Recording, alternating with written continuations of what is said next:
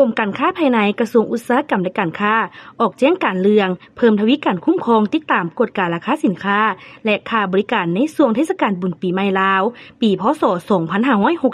2569กรมการค้าภายในกระทรวงอุตสาหกรรมและการค้าขอถือเป็นเกียรติแจ้งมายังแผนกอุตสาหกรรมและการค้าแขวงนครหลวงเวียงจันทน์เพื่อทราบและจัดตั้งปฏิบัติดังนี้ 1. ให้สืบต่อเอาใจใส่จัดตั้งปฏิบัติตามแจ้งการฉบับเลขที่4074/หก.ลงวันที่23ธันวาคม2025อย่างเข้มงวดเพื่อคุ้มครองติดตามกฎการเก็บกำและรายงานสภาพราคาสินค้าและค่าบริการ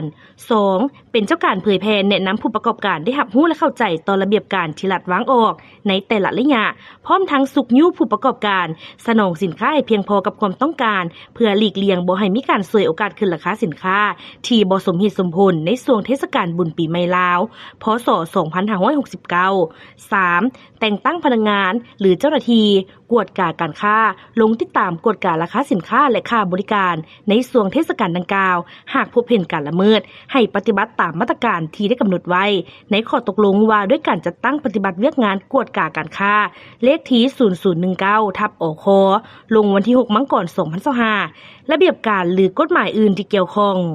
4. จัดตั้งผันขยายแจ้งการฉบับนี้พร้อมทางรายงานผลการจัดตั้งปฏิบัติให้คณะซี่นำเวียกงานคุ้มครองราคาคันแขวงนครหลวงและกรมการค้าภายในรับทราบดังนั้นจึงแจ้งมายังทานเพื่อทราบและจัดตั้งปฏิบัติแจ้งการฉบับนี้อย่างเข้มงวด